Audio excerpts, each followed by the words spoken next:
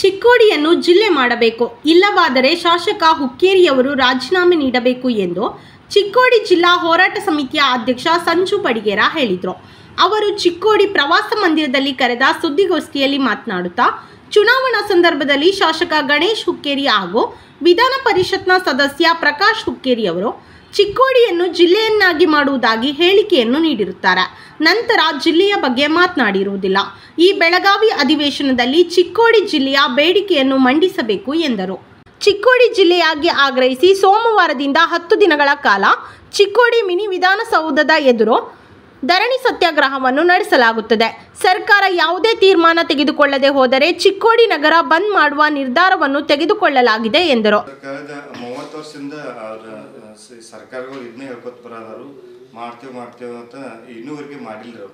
ಇದನ್ನು ನಾವು ಖಂಡಿಸ್ಬೇಕಾಗ್ತೈತಿ. ಯಾಕಂದ್ರೆ ಸಾಕಷ್ಟು ಹಿರಿಯರ ಸಂಗಾಪುರ ಕಾಕ ಆಗಲಿ, ನಮ್ಮ ಬಾಳಾ ಸಾಹೇಬ್ ವಡರ್ ಸಾಹೇಬರಾಗಲಿ, ಚಿಂಚಲಿ ಅಜ್ಜಗಳಾಗಲಿ, ಚಿಕ್ಕೋಡಿ ಅಜ್ಜಗಳಾಗಲಿ ಸಾಕಷ್ಟು ವರ್ಷದಿಂದ ಹೋರಾಟ ಮಾಡ್ಕೊತ ಬಂದೀವಿ.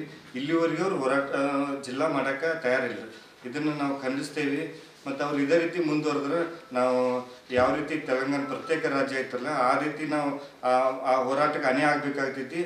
ತಕ್ಷಣ ಈ ಭಾಗದ ಶಾಸಕರಾಗಲಿ, MLC ಅವರಾಗಲಿ, MP ಅವರಾಗಲಿ ಎಚ್ಚರಿಸ್ಕೊಂಡ ಈ ಹೋರಾಟ ಆಗಬಾರ್ದಂಗೆ ನೋಡ್ಕೋಬೇಕು. ಅವ್ರು ಒಂದು ವೇಳೆ ಆ ರೀತಿ ಹೋರಾಟ ಆಯ್ತಂದ್ರೆ ಅವ್ರಿಗೆ ಕಪ್ ಚುಪ್ಪಿ ಬರುವಂಥ ಆಗ್ತೈತಿ, ನಮ್ಮ ಭಾಗಕ್ಕೆ ಕಪ್ ಚುಪ್ಪಿ ಬರುವಂಥ ಆಗ್ತೈತಿ. ಅಂಥ ಹೋರಾಟ ಮಾಡೋಕ್ಕೆ ನಾವು ತಯಾರಾಗಿದ್ದೀವಿ. ಮತ್ತು ಇವರು ಗಣೇಶ್ ಹುಕ್ಕೇರಿ ಅವರು, ಪ್ರಕಾಶ್ ಹುಕ್ಕೇರಿ ಅವರು ಪ್ರತಿ ಸಲ ನಾವು ಮಾಡ್ತೀವಿ ಅಂತ ಹೇಳ್ಕೊತ ಬಂದಾರ.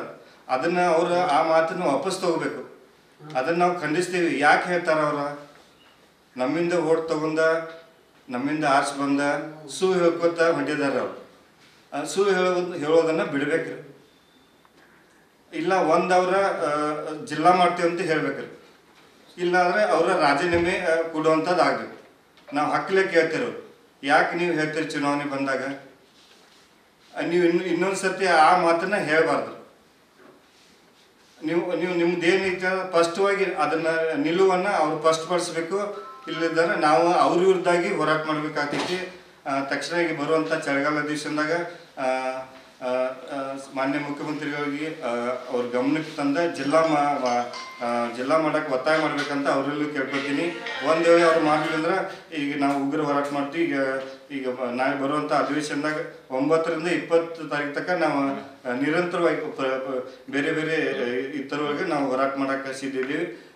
ಅವಶ್ಯಕತೆ ಬಿತ್ತಂದ್ರೆ ಹಜಾರು ಅಂದ್ರೆ ನಾವು ಒಂದು ಚಿಕ್ಕೋಡಿನೂ ಬಂದ್ ಕರಿ ಕೊಡುವಂಥ ಕೆಲಸ ಮಾಡದೀವಿ. ಇಲ್ಲಾಂದ್ರೆ ಹಜಾರು ಹೇಳಿದ್ರೆ ಒಂದು ಸಾಂಕೇತಿಕವಾಗಿ ಶಾಲಾ ಮಕ್ಕಳು, ಎಲ್ಲ ಸಂಘ ಸಂಸ್ಥೆ, ಎಲ್ಲ ಪಕ್ಷಾತೀತವಾಗಿ ಎಲ್ಲರನ್ನು ಕರ್ಕೊಂಡು ಹೋರಾಟ ಮಾಡಕ್ಕೆ ನಾವು ತಯಾರಿದ್ದೇವೆ ಸರ್. ಬೆಳಗಾವಿ ಸುವರ್ಣಸೌಧದಲ್ಲಿ ನಡೆಯುವ ಅಧಿವೇಶನದಲ್ಲಿ ಬೆಳಗಾವಿ ವಿಭಜಿಸಿ ಚಿಕ್ಕೋಡಿಯನ್ನು ನೂತನ ಜಿಲ್ಲೆಯಾಗಿ ಘೋಷಿಸಬೇಕು.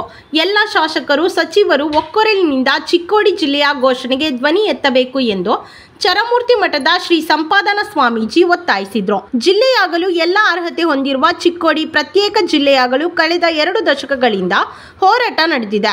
ಜಿಲ್ಲೆ ಘೋಷಣೆ ಮಾಡಲು ಮುಖ್ಯಮಂತ್ರಿ ಸಿದ್ದರಾಮಯ್ಯನವರ ಒಲವು ಇದೆ. ಆದರೆ ಜಿಲ್ಲೆಯ ಶಾಸಕರು ಒಲವು ತೋರಿಸದೇ ಇರುವುದು ಜಿಲ್ಲೆಯಾಗಲು ಹಿನ್ನಡೆಯಾಗುತ್ತಿದೆ. ನಿಯೋಜಿತ ಚಿಕ್ಕೋಡಿ ಜಿಲ್ಲೆಯ ವ್ಯಾಪ್ತಿಯ ಶಾಸಕರು ಒಗ್ಗಟ್ಟಿನಿಂದ ಮುಖ್ಯಮಂತ್ರಿ ಬಳಿ ಬೇಡಿಕೆ ಇಟ್ಟರೆ ತ್ವರಿತವಾಗಿ ಜಿಲ್ಲೆಯಾಗಲಿದೆ ಎಂದರು. ವಿಶೇಷವಾಗಿ ಮಜಲಟ್ಟಿಯ BR ಸಂಗಪ್ಪ ಹಿರಿಯರು, ನಮ್ಮ ಚಿಂಚಣಿಯ ಲಿಂಗೈ ಕಲ್ಲಂಪುರ ಸ್ವಾಮಿಗಳು, ನಮ್ಮ ಮಾಜಿ ಶಾಸಕರಿರ್ತಕ್ಕಂಥ ಬಾಳಾ ವಡ್ರು ಅವರು, ಇನ್ನೂ ಅನೇಕ ಮುಖಂಡರು ಭಾಳಷ್ಟು ಹೋರಾಟ ಮಾಡಿರ್ತಕ್ಕಂಥದ್ದು. ಅವರ ಕನಸು ನನಸಾಗಬೇಕು ಅಂತಂದರೆ ಚಿಕ್ಕೋಡಿ ಜಿಲ್ಲೆ ಆಗಬೇಕು. ನಾವು ಈಗಾಗಲೇ ಭಾಳಷ್ಟು ಮನವಿಗಳನ್ನು ಕೊಟ್ಟಿವಿ. ಹಿಂದೆ ಸಿದ್ದರಾಮಯ್ಯನವರು ಮುಖ್ಯಮಂತ್ರಿದ್ದಾಗ ಕೂಡ ಬೆಂಗಳೂರಿಗೆ ಹೋಗಿ ಅವ್ರ ಚೇಂಬರ್ಗೆ ಹೋಗಿ ಮನವಿ ಕೊಟ್ಟು ಬಂದೀವಿ. ಆವಾಗ ಅವರೊಂದು ಮಾತು ಹೇಳಿದರು ಮುಖ್ಯಮಂತ್ರಿಗಳು, ಏನಂದರೆ ಈ ಭಾಗದ ಎಲ್ಲ ಶಾಸಕರು ಒಂದಾಗಿ ಬಂದ್ರೆ ನಾಳೆ ಮಾಡ್ತಿದ್ದಿಲ್ಲ ಅಂದ್ರೆ ಅದರ್ಥ ನಮ್ಮ ಶಾಸಕರೆಲ್ಲ ಒಂದಾಗಬೇಕು, ನಮ್ಮಲ್ಲಿ ಒಕ್ಕಟ್ಟಿಲ್ಲ. ಹಾಗಾಗಿ ಇವತ್ತು ನಮ್ಮ ಚಿಕ್ಕೋಡಿ ಜಿಲ್ಲೆ ಆಗೋದು ಹಿನ್ನಡೆ ಇರತಕ್ಕಂಥದ್ದು. ಆ ನಿಟ್ಟಿನೊಳಗೆ ನಮ್ಮ ಭಾಗದೆಲ್ಲ ಶಾಸಕರು, ನಿಪ್ಪಾಣಿ ಶಾಸಕರಿರ್ಬೋದು, ಚಿಕ್ಕೋಡಿ ಶಾಸಕರಿರ್ಬೋದು, ರಾಯಬಾಗ್, ಅಥಣಿ, ಕಾಗವಾಡ, ಈ ಹುಕ್ಕೇರಿ ಎಲ್ಲ ಭಾಗದ ಶಾಸಕರು ಒಗ್ಗಟ್ಟಾಗಿ ನಮ್ಮ ಚಿಕ್ಕೋಡಿ ಜಿಲ್ಲೆ ಆಗಬೇಕು ತಿಳ್ಕೊಂಡು ಮುಂಬರುವ ಅಧಿವೇಶನದಲ್ಲಿ ಅವರು ಕೂಡ ಪ್ರತಿಭಟನೆ ಮಾಡಬೇಕು. ಅಲ್ಲಿ ಅವರು ಕೂಡ ಉಪವಾಸ ಮಾಡಬೇಕು. ಯಾಕಂದರೆ ಇದು ಒಬ್ಬರ ಸಲುವಾಗಿ ಅಲ್ಲ, ಅಥಣಿ ತಾಲೂಕಿನ ಅನೇಕ ಹಳ್ಳಿಗಳ ರೈತರಿಗೆ ಅನುಕೂಲ ಆಗಬೇಕು ಅಂತಂದರೆ ನಮ್ಮ ಚಿಕ್ಕೋಡಿ ಜಿಲ್ಲಾ ಆಗಬೇಕು. ನಮ್ಮ ಚಿಕ್ಕೋಡಿಗೆ ಏನು ಲಾಭ ಇಲ್ಲದ್ದು, ಲಾಭ ಆಗೋದ್ರಿಂದ ದತ್ತಿನ ತಗೊಳ್ತಕ್ಕಂಥ ಎಲ್ಲ ಜನರಿಗೆ, ರೈತರಿಗೆ ಇವತ್ತು 150-60 ಕಿಲೋಮೀಟರ್ ಬೆಳಗಾವಿಗೆ ಹೋಗಿ ಬಡ ರೈತ ತನಗೆ ಕೆಲಸ ಮಾಡ್ಕೋಬೇಕಂದ್ರೆ 2 ದಿವಸ ವಸ್ತಿ ಮಾಡ್ಬೇಕೈತೆ. ಅಲ್ಲಿ DC ಆಫೀಸ್ ಇರ್ಬೋದು, ಮತ್ತೊಂದು ಆಫೀಸ್ ಇರ್ಬೋದು. ಹೀಗಾಗಿ ಅವೆಲ್ಲ ಕೆಲಸಗಳು ರೈತ ಅನುಕೂಲ ಆಗೋ ನಿಟ್ಟಿನಲ್ಲಿ ಚಿಕ್ಕೋಡಿ ಜಿಲ್ಲೆ ಆಗಬೇಕು ಅನ್ನುವಂಥ ಹೋರಾಟ ನಮ್ಮಲ್ಲಾಗಿರ್ತಕ್ಕಂಥದ್ದು. ಈಗಾಗಲೇ ಪ್ರತಿ ವರ್ಷ ಅಧಿವೇಶನ ಇದ್ದಾಗ ನಾವು ಇಲ್ಲಿ ಪ್ರತಿಭಟನೆ, ಉಪವಾಸ, ಆಮೇಲೆ ಅನೇಕ ಕಾರ್ಯಕ್ರಮ ಹಮ್ಮಿಕೊಳ್ತೀವಿ. ಆದರೆ ಈ ವರ್ಷ ಮಾತ್ರ ನಮ್ಮೆಲ್ಲ ಜಿಲ್ಲಾ ಹೋರಾಟ ಸಮಿತಿಯವರು ಇನ್ನಷ್ಟು ಅದಕ್ಕೆ ಮತ್ತಷ್ಟು ಶಕ್ತಿ ತುಂಬುವ ಸಲುವಾಗಿ ಮತ್ತೇನು ಮಾಡಬೇಕು ಅನ್ನೋದನ್ನು ಮತ್ತೆ ಚರ್ಚೆ ಮಾಡಿಕೊಂಡು ನಾವು 10 ದಿವಸವರೆಗೆ ಇಲ್ಲಿ ಏಷ್ಯಾ ಆಫೀಸ್ ಮುಂದೆ ಪ್ರತಿಭಟನೆ ಮಾಡ್ತೀವಿ. ಆಮೇಲೆ ಊರಲ್ಲಿ ಒಂದು ಪಾದಯಾತ್ರೆ ಮಾಡ್ತೀವಿ. ಜೊತೆಗೆ ನಮ್ಮ ಗಡಿಭಾಗ ಜನರಿಗೆ ಅನುಕೂಲ ಆಗೋ ಸಲುವಾಗಿ ಏನೇನು ಮಾಡಬೇಕು ಅನ್ನೋದನ್ನು ಮತ್ತೆ ನಾವು ಮೀಟಿಂಗ್ ಮಾಡಿ ಮತ್ತೊಂದು ಪ್ರೆಸ್ ಮೀಟ್ ಕರಿತೀವಿ. ಅವಾಗ ಮತ್ತೆ ನೀವು ನಮ್ಮ ಸಹಕಾರ ಕೊಡಬೇಕು. ಇವತ್ತು ಏನಾಗಬೇಕಂದ್ರೆ ಈ ಅಧಿವೇಶನ ಮುಗಿದ್ರೊಳಗನೆ ಮತ್ತೆ ಸಿದ್ದರಾಮಯ್ಯನವರು ಮುಖ್ಯಮಂತ್ರಿ ಇದ್ದಾರೆ, ಮತ್ತು ನಮ್ಮ ಜಿಲ್ಲಾ ಉಸ್ತುವಾರಿ ಸಚಿವರು ಶ್ರೀ ಜಾರಕಿಹೊಳಿ ಅವರು ಮತ್ತು ಲಕ್ಷ್ಮೀ ಹೆಬ್ಬಾಳ್ಕರ್ ಅವರು ಇಬ್ಬರೂ ಕೂಡ ಹೇಳಿದ್ದಾರೆ ಚಿಕ್ಕೋಡಿ ಮತ್ತು ಗೋಕಾಕ್ ಜಿಲ್ಲೆ ಮಾಡ್ತೇವೆ ಅಂತೇಳಿ. ಗೋಕಾಕ್ ಜಿಲ್ಲೆ ಆಗೋ ಸಲುವಾಗಿ ನಮ್ದು ಏನೂ ತಕರಾರಿಲ್ಲ. ಗೋಕಾಕ್ ಜಿಲ್ಲೆ ಆಗಲಿ, ನಮ್ಮದು ಮೊದಲಾಗಲಿ. ಯಾಕಂದರೆ ಅದಕ್ಕಿಂತ ಮೊದಲು ನಮ್ಮದು ಚಿಕ್ಕೋಡಿ ಆಗಲಿ ಅಂತ ತಿಳ್ಕೊಂಡು ಅವಾಗ ಜೆ ಎಚ್ ಪಟೇಲ್ ಹೇಳಿರ್ತಕ್ಕಂಥದ್ದು. ಅದಕ್ಕಾಗಿ ನಮ್ಮದು ಮೊದಲ ಜಿಲ್ಲೆ ಆಗಬೇಕು, ಗೋಕಾಕ್ ಜಿಲ್ಲೆ ಆಗಲಿಕ್ಕೆ ನಮ್ಮದು ತೊಂದರೆ ತಕರಾರಿಲ್ಲ ಅನ್ನುವಂಥ ಮಾತನ್ನು ಹೇಳ್ತಾ ಈ 2 ಜಿಲ್ಲೆಯನ್ನು ಈ ಅಧಿವೇಶನ ಘೋಷಣೆ ಮಾಡಬೇಕು ತಿಳ್ಕೊಂಡು ಸರ್ಕಾರಕ್ಕೆ ಒತ್ತಾಯ ಮಾಡ್ತೀವಿ. ನಮ್ಮ ಶಾಸಕರು, ಚಿಕ್ಕೋಡಿಯ ಶಾಸಕರು ಮತ್ತು ನಮ್ಮ ಪ್ರಕಾಶ್ ಹುಕ್ಕೇರಿ ಕೂಡ ತಾವು ಕೂಡ ನಮಗೆ ಬೆಂಬಲ ಕೊಡಬೇಕು ಅನ್ನುವಂಥ ಮಾತನ್ನು ಕೂಡ ನಮ್ಮಲ್ಲಿ ಹೇಳಿಕೆ ಇಚ್ಛೆ ಮಾಡ್ತೀವಿ.